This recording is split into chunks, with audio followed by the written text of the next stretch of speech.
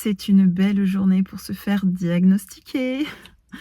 On est mardi 24 février, il fait 26 degrés, c'est incroyable. Après, c'est plus de 30 jours, 35 jours, 1 mois, 2 mois, 6 mois, 1 an de pluie consécutive et de tempête.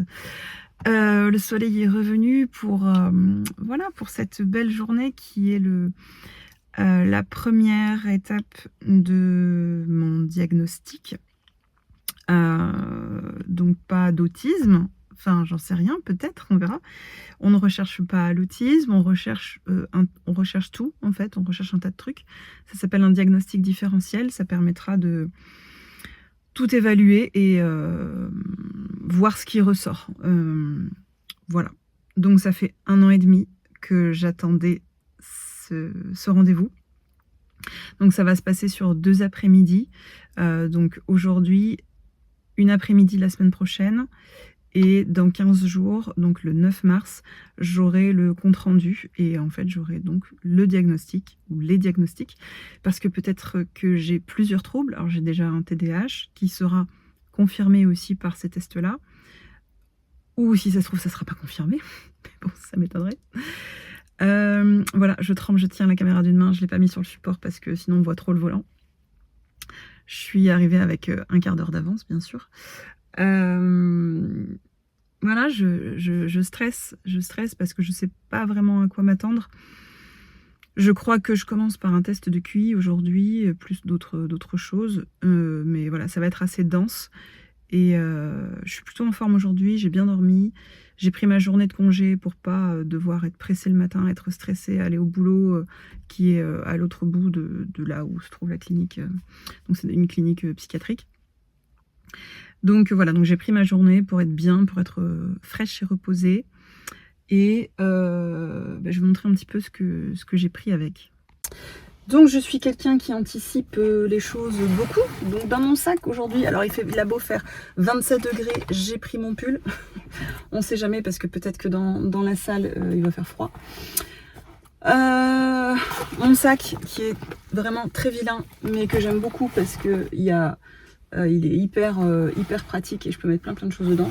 Mon agenda au cas où on veut me reproposer d'autres dates, me dire des trucs où je dois prendre des notes. Voilà. J'ai prévu mon casque anti-bruit plus mes bouchons, mes airplugs au cas où la salle dans laquelle je fais des tests, parce que je sais que je vais devoir faire des choses sur une tablette, notamment tout ce qui va être les questions de QI, de logique, de machin, des QCM et tout ça, ça se passera sur une tablette et je crois que ce sera une salle collective. Donc au cas où il y a des gens qui font des bruits, j'ai pris ce qu'il faut pour être au calme. J'ai pris ma gourde, bien sûr, d'ailleurs j'ai soif, je vais boire un coup. Gourde à paille, c'est la vie. J'ai pris un masque, on sait jamais s'il y a quelqu'un qui tousse sa race et que je sens que c'est... je risque de choper quelque chose, je vais mettre le masque, même si j'ai horreur de ça. J'ai on voit rien avec le soleil, du chat, solution hydroalcoolique, puisque je vais toucher une tablette qui aura été touchée par plein de gens. Un petit steam toy à écraser, gélifier, génial, ça c'est top. Mon labello, parce que souvent j'ai la bouche sèche. Un autre petit steam toy discret, ça que j'aime beaucoup, on voit rien. Voilà, une petite balle à picot que j'aime bien faire tourner entre mes doigts. Qu'est-ce que j'ai pris d'autre? Un autre steam toy, en fait c'est des steam toys que j'ai toujours dans mon sac. Voilà, un élastique comme ça, un élastique bien élastique en silicone. Ça me permet d'évacuer le stress, en fait, ça me permet de, voilà, tout simplement stimer, voilà, de réguler mon système nerveux. J'ai toujours aussi avec moi, je l'ai pas prise exprès, mais j'ai toujours avec moi un petit pot de Play-Doh, on voit que dalle, un petit pot de pâte à modeler, voilà, parce que la pâte à modeler c'est la vie. Et bien sûr dans cette pochette j'ai l'espèce de document que j'ai écrit d'une 15aine de pages sur ma vie, mon œuvre, sur pourquoi je fais cette démarche et voilà, pourquoi je fais cette démarche, qui je suis, quels sont mes problèmes, quels sont mes symptômes, quelles sont mes particularités, qu'est-ce qui m'amène là-dedans, qu'est-ce qui m'amène à me poser des questions sur le fait que là-dedans, ça va pas toujours très bien. Voilà, et puis bien sûr, les lunettes de soleil. C'est parti, je vais y aller, il est 8, je vais aller me présenter à l'accueil et je vous reprends tout à l'heure. Il est 17h30, première étape finie, validée. Je suis rincée, lessivée. C'est... comment? Il y avait tellement de tests, de questions à répondre. Alors, c'était pas sur tablette comme ce qu'on m'avait dit. Ça sera la semaine prochaine, tout ce qui va être les tests cognitifs, tests de QI. Donc, j'ai pas passé de tests de QI aujourd'hui. C'était purement des tests neuropsy. Donc, tout ce qui est lié, en fait, aux troubles psychiatriques. Donc, anxiété sociale, tout ce qui est comportement à risque, addiction, risque suicidaire,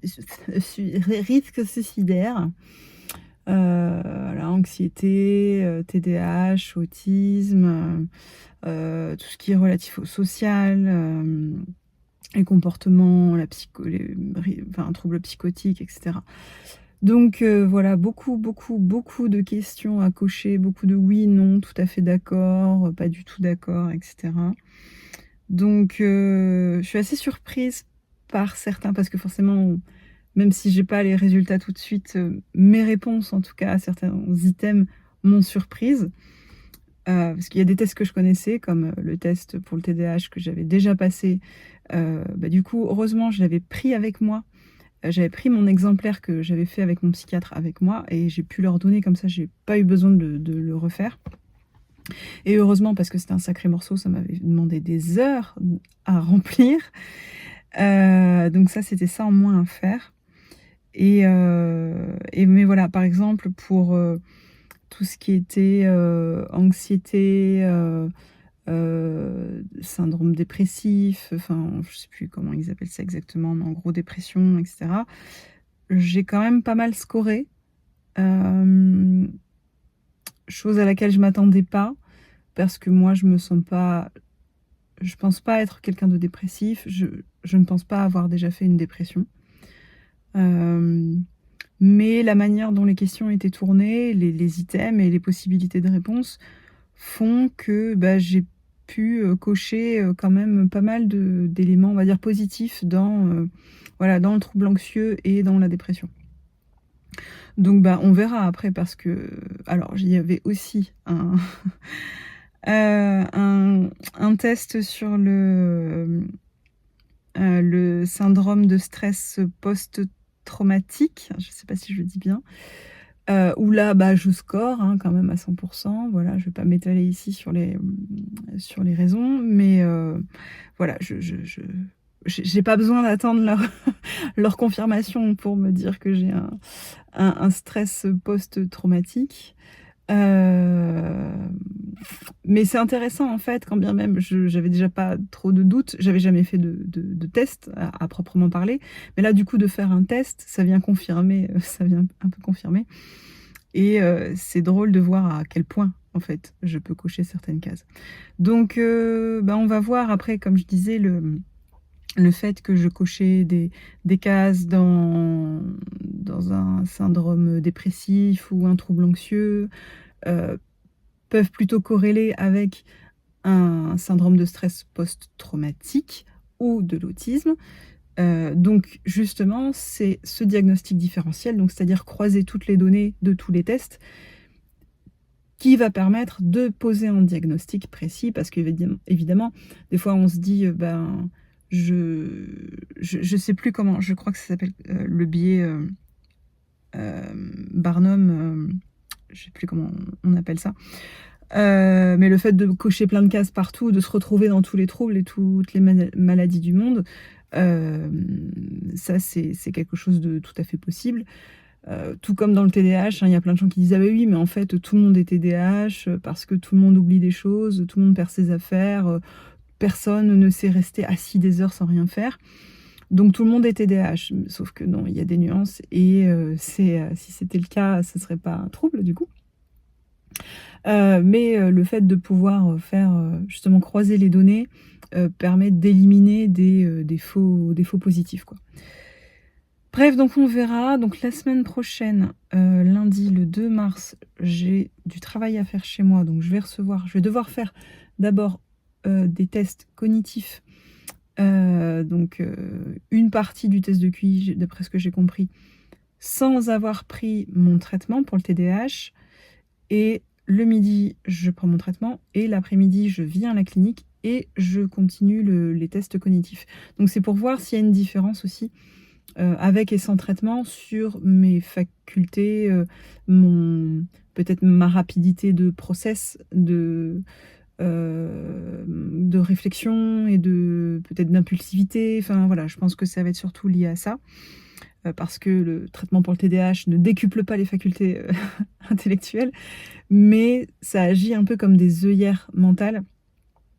Ça aide à la concentration et du coup, je pense que ça peut biaiser, des tests comme ça quoi, sur vraiment liés à de la logique, à du raisonnement et à de la rapidité de traitement.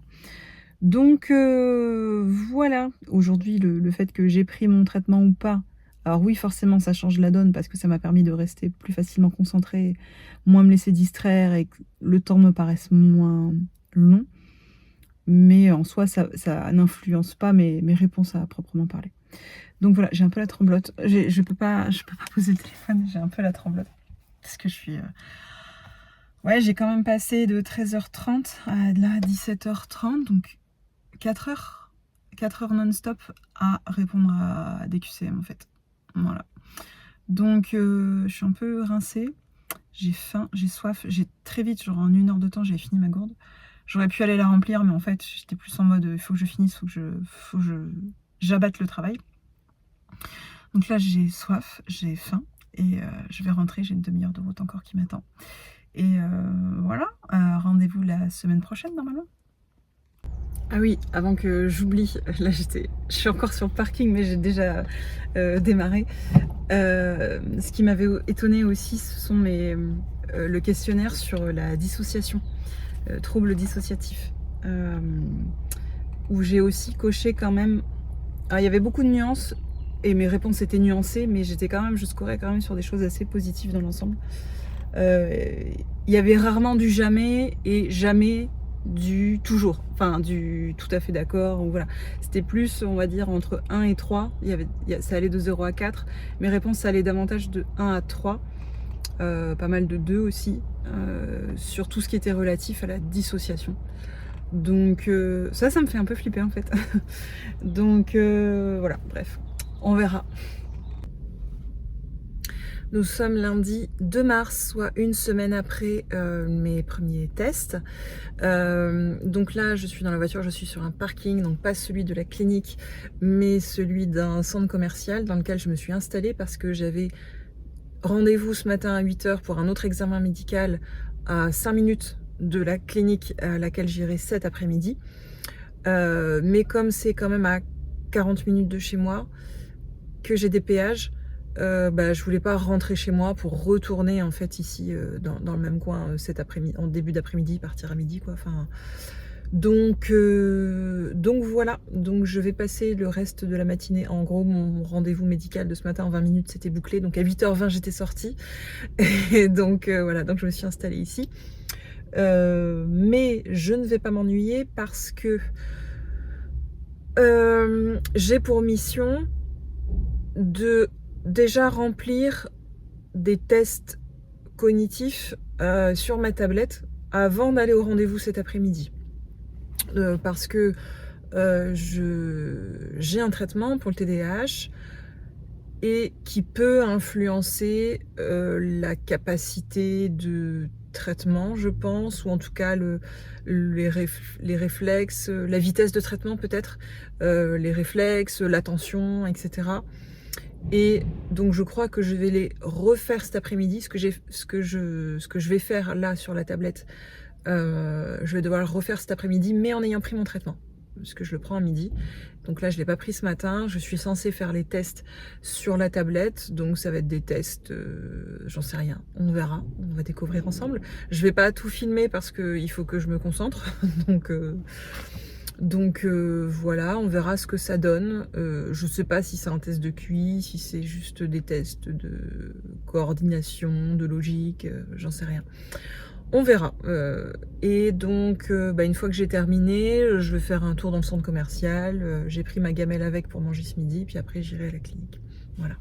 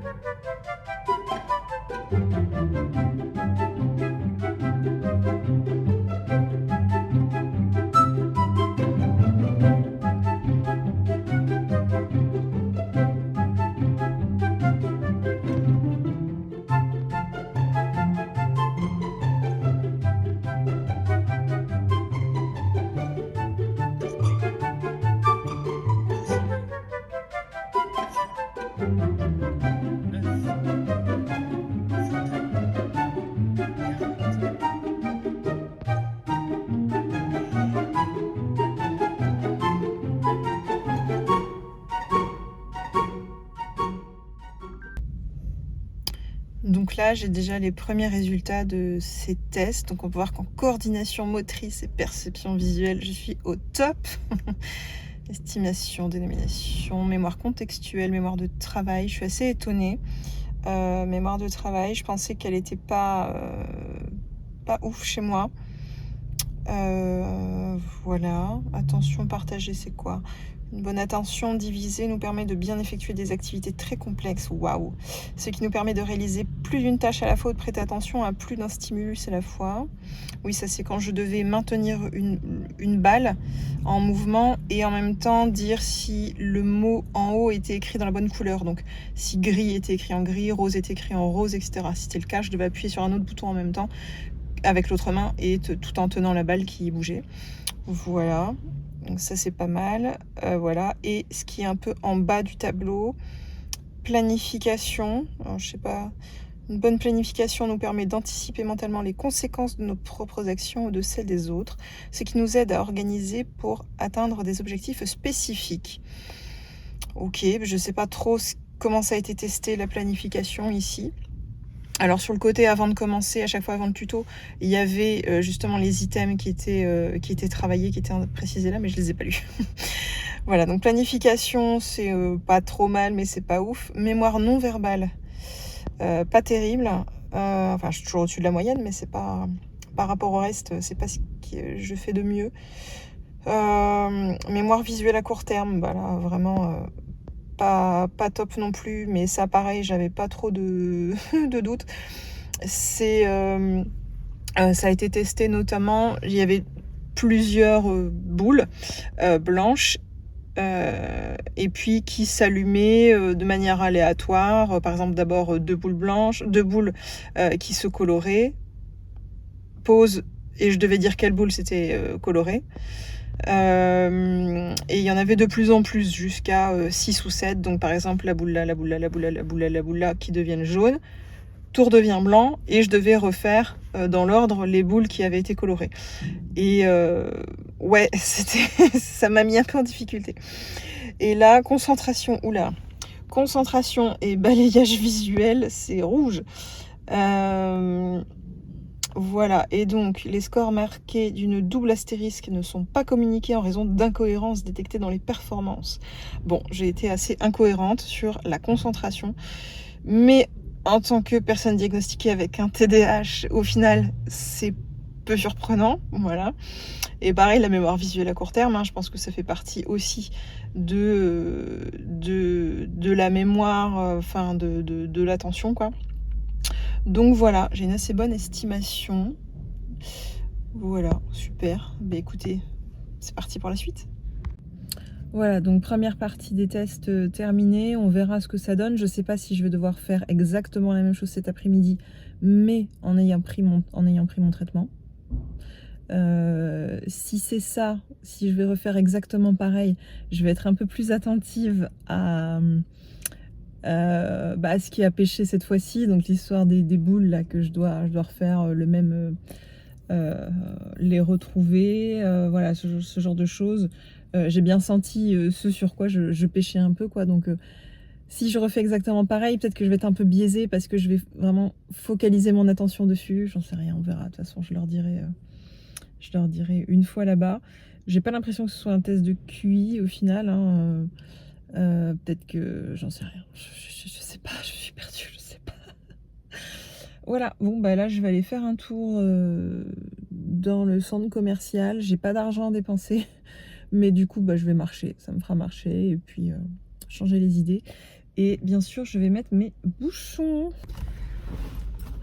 Et bien je viens de finir mon petit grand tour qui a quand même duré 2h30. J'enlève mes bouchons, ça sauve la vie.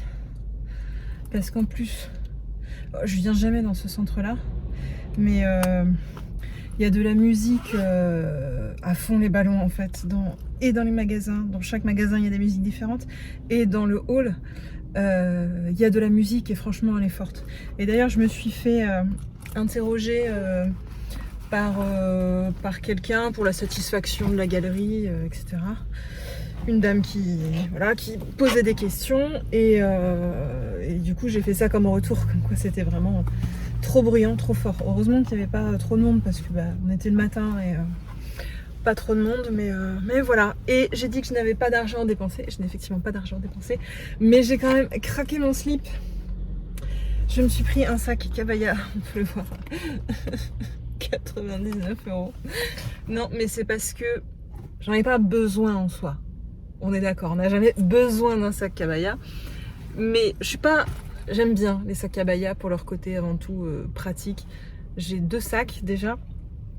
Un grand, l'Adventurer, enfin un grand sac à dos qui est hyper pratique pour les voyages. Le même en plus petit, mais je crois que je vais le revendre sur Vinted. Parce que je l'utilise plus, parce que l'aspect sac à dos pour le quotidien, je trouve pas ça hyper pratique. Et j'ai ce sac à main qui est quand même, avouons-le, hyper moche, qui vient d'un magasin boui-boui. On va dire un équivalent Temu, mais version physique. Mais par contre, il a une grosse capacité, il est hyper pratique. Et j'y fous tout dedans. Mais il est moche et la sangle, elle faisait que se dérégler. Elle est hyper... à chaque fois, il tombe. Bref, la sangle fait que se dérégler. Et en me baladant dans un magasin, j'ai trouvé plein de sacs Cabaya et j'ai tombé sur la nouvelle collection, les crossbody. Et en fait, il a à peu près la même capacité, un petit peu moins de capacité quand même que le mien, mais aussi bandoulière. Et je l'ai testé en fait en magasin. J'ai demandé si je pouvais transférer tout mon sac à main dans ce sac-là pour voir si tout rentrait. Et il a effectué le test. Le test est validé. Donc voilà. Donc je me suis délestée de 100 balles. Et voilà, mais je suis contente. Donc maintenant je vais manger, il est 12h30 et je suis un peu à la bourre, j'aurais dû prendre mon médicament pour midi, voilà, mais bon, j'ai traîné. Donc je prends mon médoc pour le symptôme du TDAH, allez, chum, et puis laissons la magie se produire.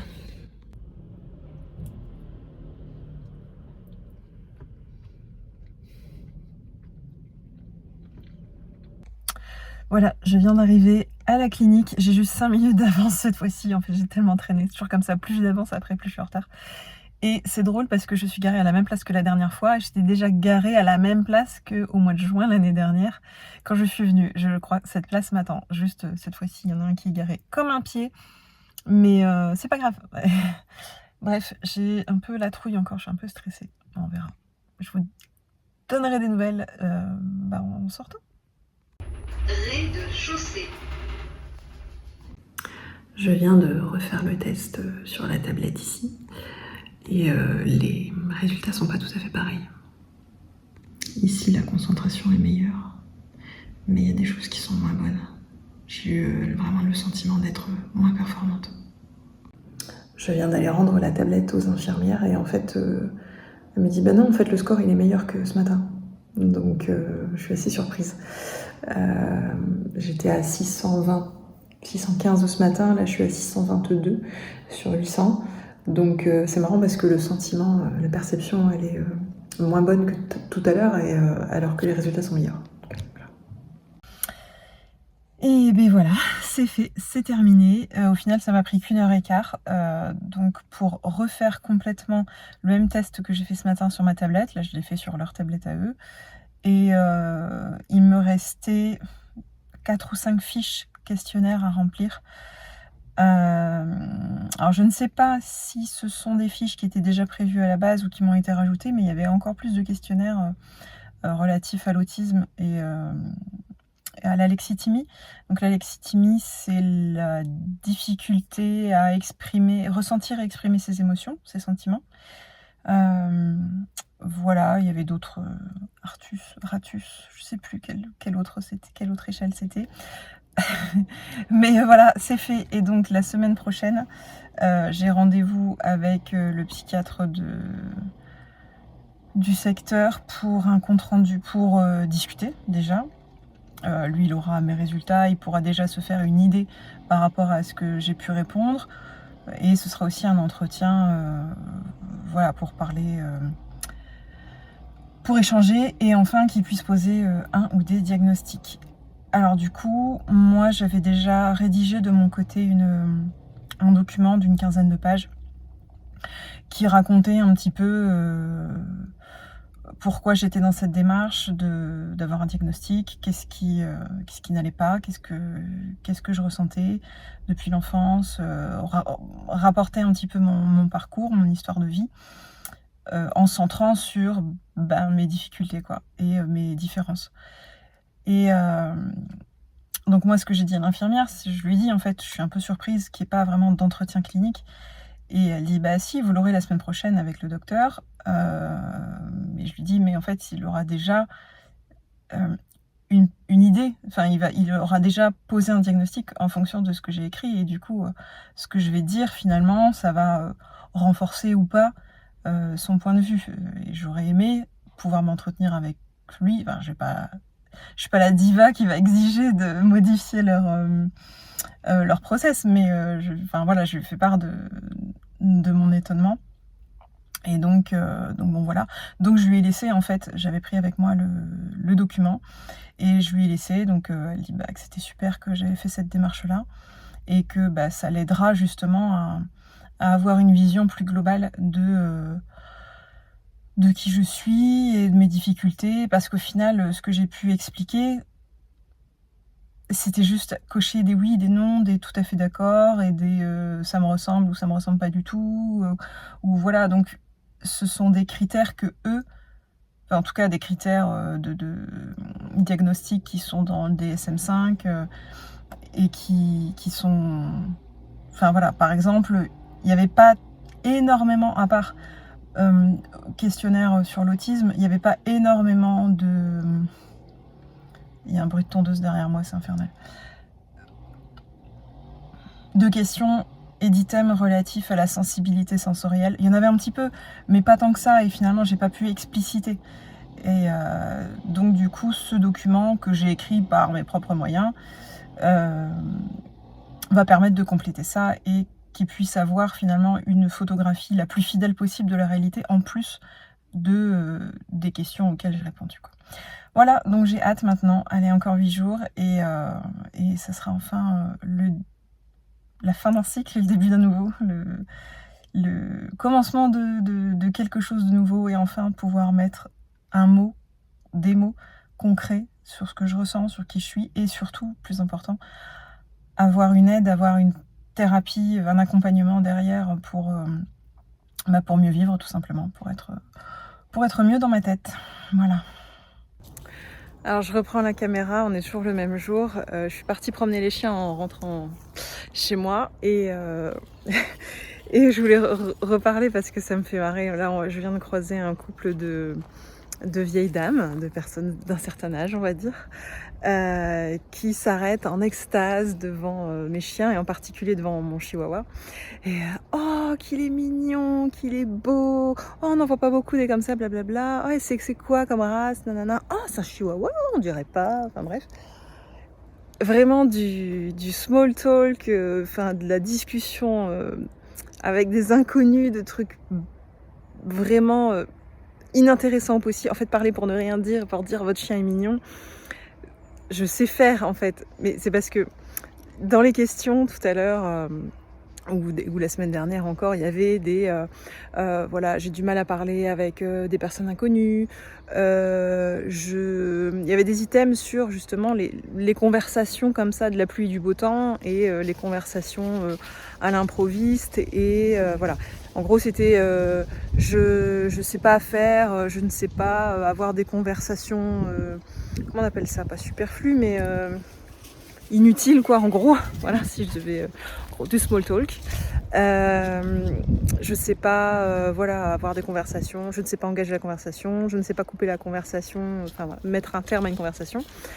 Donc mettre un terme à une conversation, ça je ne sais pas faire. Engager une conversation, c'est pas que je sais pas faire, c'est que je le fais pas parce que ça m'angoisse, c'est que j'aime pas ça. Et quand ce genre de situation m'arrive, c'est-à-dire là, dans ce cas-là, 2 dames qui m'arrêtent sur mon chemin et je peux pas m'enfuir, me parlent pendant littéralement 5 bonnes minutes. C'est pas que je sais pas faire, je sais faire et je donne le change et je suis très polie, merci mesdames, machin, bonne balade à vous, voilà, avec le sourire. Je ne montre rien, je ne montre pas que c'est une situation qui me gêne, qui m'oppresse, qui me... Voilà. Donc je sais faire, mais ça me coûte et ça me demande beaucoup d'efforts et de mettre un masque en fait. Ce masque social, ce masque de politesse. Alors ceci dit, j'aime la politesse, je n'aime pas les gens impolis. Pour moi la politesse et les conventions sociales sont importantes parce qu'elles permettent de naviguer justement de manière safe, je trouve. Et justement ce sont des conventions et beaucoup de phrases un peu toutes faites, etc. Dont je me sers parce que c'est très utile, mais j'en ai bien conscience en fait, et c'est pas des choses que j'utilise moi pour engager une conversation ou parce que c'est quelque chose qui me plaît ou que c'est quelque chose d'inné. C'est quelque chose d'acquis. Bon, je pense que pour tout le monde c'est quelque chose d'acquis, mais ça me demande un effort considérable et surtout ça me met quand je sors de ce type d'interaction après, j'ai vraiment eu l'impression d'être drainée, de perdre des points de mana. Vous voyez, dans les jeux vidéo, on a des points d'énergie ou des points de mana. On a les points de vie, puis les points d'énergie pour utiliser des sorts. Et bien, en fait, j'ai pas perdu des points de vie, mais j'ai perdu des points d'énergie. Je sais que du coup, je vais pas... va pas me falloir d'autres interactions de ce genre derrière, parce que vraiment, là, je vais devoir y mettre un terme de manière un peu plus... forcé quoi. Mais voilà, ça me fait rire en fait parce que du coup c'était comment, par rapport à ce que j'ai dû répondre et les questions qu'on m'a posées vraiment sur ce sujet-là.